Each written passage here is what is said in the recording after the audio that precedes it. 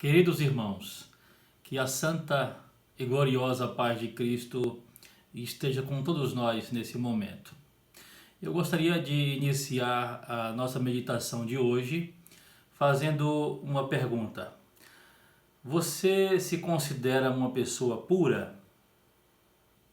E por que eu estou fazendo essa pergunta? Porque nós meditaremos nesta quinta-feira no texto que está em Mateus capítulo 5, versículo de número 8.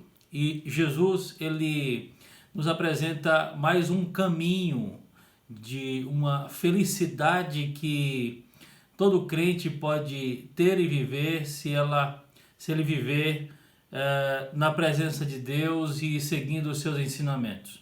O texto de Mateus capítulo 5, versículo 8 diz assim: Bem-aventurado os limpos de coração, porque verão a Deus. Bem-aventurado os limpos de coração, porque verão a Deus. E eu começo essa meditação de hoje dizendo que nós vamos dividir essa meditação em duas partes, como fizemos no estudo passado.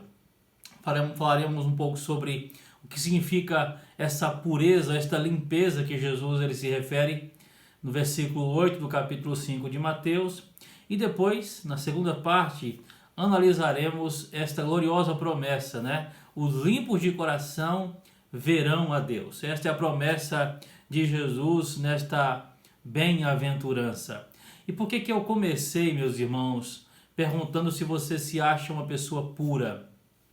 Em uma outra tradução, esse versículo é traduzido como bem-aventurado os puros de coração, porque verão a Deus. E eu fiz essa pergunta porque geralmente a gente tem a ideia de pureza como a ideia de uma realidade inatingível ou dificilmente atingível por um ser humano. A gente imagina a pureza como sendo uma ausência de pecado, né?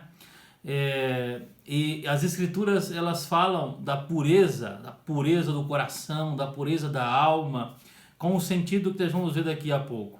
Mas eu queria que a gente pensasse sobre esta necessidade que Jesus nos aponta aqui de pureza de coração, como sendo mais um caminho para uma vida de santidade, uma vida de retidão diante de Deus. No Salmo 51, o salmista Davi, ele pede ao Senhor: cria em mim, ó Deus, um coração puro.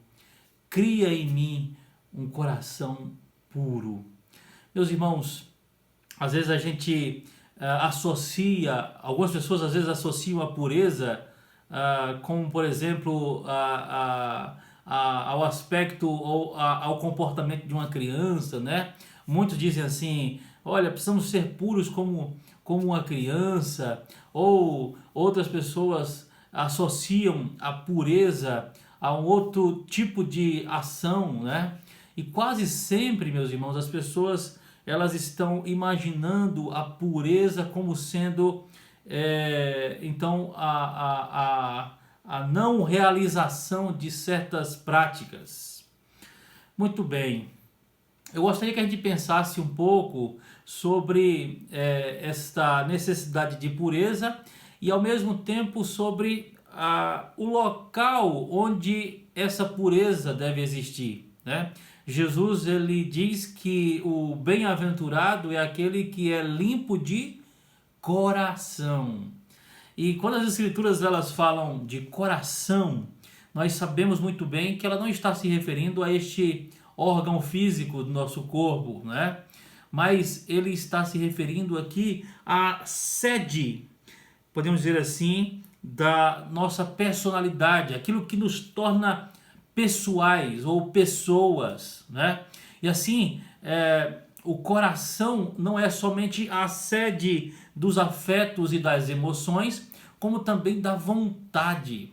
Então é como se Jesus estivesse aqui dizendo que a limpeza ela deve ser feita no centro da nossa vida, naquilo que nos torna pessoas.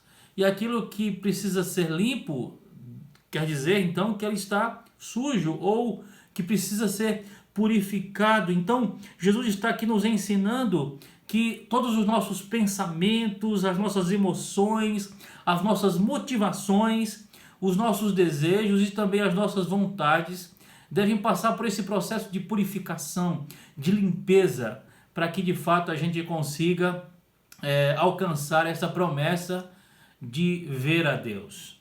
Vejam, meus irmãos, quando a gente fala então de pureza, quando as escrituras falam de pureza, de limpeza, as escrituras estão então falando de algo que está sujo, que precisa ser então purificado. Jesus ele falou sobre isso em Mateus capítulo 15, no versículo número 19. Ele disse: porque do coração do homem é que procedem maus desígnios, homicídios, adultérios, prostituição, furtos, falsos testemunhos e blasfêmias. O que Jesus está nos ensinando é que esta pureza ela tem que ser feita dentro de nós, na sede da nossa personalidade e não fora de nós. O que contamina o homem, disse Jesus, é o que sai, não o que entra. Então, o que precisa ser limpo, o que precisa ser purificado é o nosso coração. E aqui a gente já aprende uma coisa muito importante, que é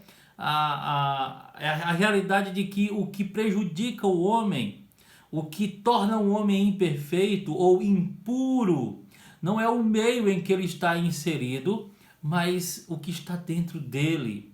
Porque, vejam, se o meio fosse a razão então da nossa impureza, Adão ele não teria pecado, porque Adão vivia no paraíso. O que estava à sua volta e toda a criação era perfeita, sem qualquer presença de pecado. O que fez Adão e Eva pecar foi aquilo que brotou no coração deles. Foi por isso que o profeta Jeremias, no capítulo 17, versículo 9, escreveu: o coração é enganoso mais do que todas as coisas, e desesperadamente corrupto, quem o conhecerá? A Bíblia também diz que de tudo que se deve guardar o nosso coração, porque dele procedem as fontes da vida. Davi, no Salmo 19, no versículo de número 14, ele ora: as palavras dos meus lábios e o meditar do meu coração sejam agradáveis na tua presença, Senhor, rocha minha e redentor meu.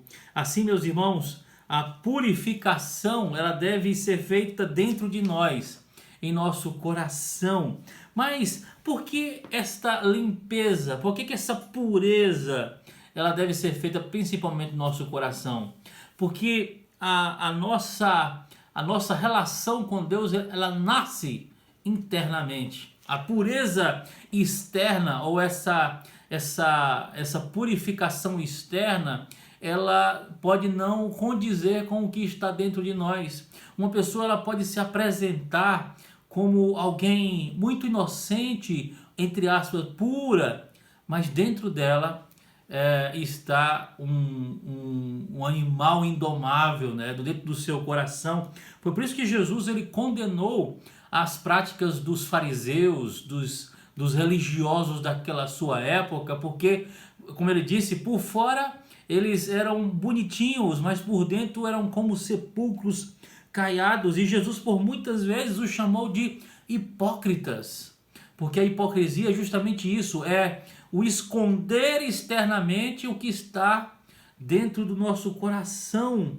Jesus ele disse em Mateus capítulo 5, versículo 20, se a vossa justiça não exceder em muito a dos escribas e fariseus, jamais entrareis no reino dos céus. O coração, meus irmãos, é então aquele lugar, né?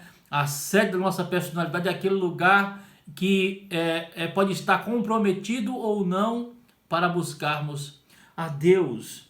E quais são os sinais que a Bíblia nos apresenta de um coração puro, de um coração limpo, de uma vida purificada na presença de Deus? Um coração puro, meus irmãos, serve a Deus com integridade, ou seja, inteiramente, sem reservas. Quem tem um coração puro faz as coisas com sinceridade de coração, com verdade. Quando seus lábios estão orando, como Ana fez, né? Naquela sua oração lá em 1 Samuel capítulo 1, versículo 13, ela estava balbuciando aquilo que estava no seu coração. Ela orava, ela expressava com seus lábios o que estava no seu coração. Quando os seus lábios cantam, ele está, na verdade, adorando de coração ao Senhor. É isso que a Bíblia nos ensina. Deus, ele ama o coração quebrantado, mas não o coração que está dividido. Coração puro também, meus irmãos, tem a ver com a lutarmos e a nos distanciarmos de tudo aquilo que é mal, né? A Bíblia fala que a gente tem que fugir da aparência do mal. E a Bíblia também, ela nos apresenta alguns exemplos de pessoas que buscaram essa pureza. Por exemplo, a vida de José foi uma vida de pureza, de limpeza, porque ele fugia daquilo que era mal aos olhos de Deus. Quando a esposa de Potifar o tentou, ele fugiu porque ele sabia que aquilo desagradaria a Deus. Portanto, pureza de coração tem a ver com o fugir do mal, lutar contra o pecado, lutar contra a nossa natureza pecaminosa. Diferente do que as pessoas pensam, né? De que pureza significa a ausência de pecado. Na verdade, a pureza significa a luta por desses pecados. A luta para não pecar diante de Deus. Mesmo que a gente peque, mas o puro de coração luta para não pecar contra Deus. E a Bíblia, meus irmãos, ela nos apresenta o verdadeiro sentido da palavra pureza ou da palavra limpeza, como está aqui no versículo de número 8. Primeiro, analisando um pouco sobre a palavra pureza, né? A Bíblia, na língua original, ela apresenta pelo menos 4 sentidos para esta palavra. A palavra pureza, ela podia significar uma roupa suja que precisava ser lavada, ou, em segundo lugar, ela também era usada para designar o trigo que tinha sido separado da sua palha. Em terceiro lugar, a palavra pureza, ela podia também ter o sentido de descrever algo que não poderia ser misturado com outro produto. Por exemplo, o vinho puro ou o leite puro, né? Muitos acabam adulterando, por exemplo, o leite, misturando água para que renda mais, né? E aí as escrituras, elas trazem então o sentido de pureza desta forma. Mas em quarto lugar, a pureza também era usada para se referir ao ouro, né? Ao ouro sem escória, o ouro puro, purificado. E para a palavra limpeza, a palavra na língua grega para limpeza, ela tinha o sentido, ou tem o sentido de algo não hipócrita, ou uma pessoa não hipócrita, não fingida, ou alguém que não está dividido. Por exemplo, eu queria citar 2 exemplos, um do Antigo Testamento e outro do Novo Testamento. No Salmo de número 86, Davi, ele faz uma oração belíssima no versículo de número 11, quando ele diz assim: dispõe-me o coração para só temer o teu nome. Dispõe-me o coração para só temer o teu nome. Então, o que Davi está dizendo ali, o que o Davi está dizendo nesse texto do Salmo 86, era que o seu coração podia correr o risco, ou estava correndo o risco de ficar dividido. E por isso ele ora: Senhor, faça com que o meu coração, disponha o meu coração para só temer o Senhor. Quantas vezes, meus irmãos, nós nos dividimos em sentimentos, né? Existem pessoas que conseguem conviver maritalmente com 2 pessoas e diz que ama as 2, né? Mas Jesus, ele foi muito claro quando ele disse que ninguém pode servir a dois senhores. Ninguém pode servir a dois senhores. Mas o segundo exemplo que eu quero dar sobre essa ideia de estar dividido, né? E a palavra limpeza na língua grega ela tem esse sentido de não estar dividido, é o que Paulo fala em Romanos capítulo 7, versículo de número 22 e 23, quando ele fala da sua natureza pecaminosa e ao mesmo tempo da conversão em Cristo Jesus, ele diz assim, verso 22 de Romanos 7, porque no tocante ao homem interior, tenho prazer na lei de Deus, mas vejo dos meus membros outra lei que, guerreando contra a lei da minha mente, me faz prisioneiro da lei do pecado que está nos meus membros. Veja então que Paulo ele fala aqui de duas tendências, né, dentro do próprio ser humano. Uma, a do crente, né, é a de ter prazer na lei do Senhor, de querer buscar a Deus, mas a outra realidade é a de sentir que o seu próprio interior luta por um outro desejo, luta por uma outra satisfação. Assim, meus irmãos, a palavra limpos tem a ver com o coração que não está dividido, ou que não está destituído, ou que está destituído de qualquer contaminação, sem mácula, uma pessoa pura, íntegra. Como diz Romanos capítulo de número 12, versículo 14, buscai a santidade sem a qual ninguém verá o Senhor. Então nessa primeira parte, eu queria que a gente entendesse o sentido de pureza ou de limpeza aqui, de limpeza do coração, para que a gente então depois, semana que vem, a gente possa entender essa promessa de Jesus, de que os limpos de coração verão a Deus. Então, limpo de coração tem a ver com não estar dividido, não ser hipócrita, não viver uma vida fingida, não ter Deus mais alguma coisa. É aquele que luta por não ser idólatra. Uma pessoa idólatra é aquele que se divide, né? Servindo mais de um Deus, ou aquele que divide a sua atenção para mais uma pessoa. Limpo de coração é aquele que busca integralmente, interiormente a Deus, sem estar dividido. Que o Senhor nos abençoe, que o Senhor nos ensine, nos ajude a vivermos uma vida não dividida, uma vida inteira diante de Deus, servindo somente o Senhor. Que o Senhor te abençoe, que o Senhor te dê graça para assim viver. E a semana que vem vamos então estudar acerca da promessa gloriosa do Senhor Jesus, de que os limpos de coração verão a Deus. Deixe-me orar por você.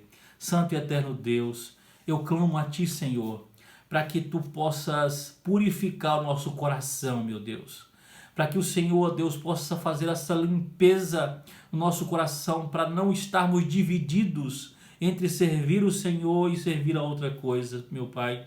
Mas que possamos estar inteiramente, ó Deus, disponíveis e dispostos a servir e a amar o Senhor. Abençoa, ó Deus, estes irmãos que estarão meditando neste estudo, meditando nesta palavra, para que, ó Deus, busquem o Senhor e venham, ó Deus, examinar o seu coração para saber se o seu coração está totalmente limpo e está plenamente disposto a servir tão somente o Senhor. Que o Senhor nos abençoe e nos guarde, ó Deus, neste dia, em nome de Jesus.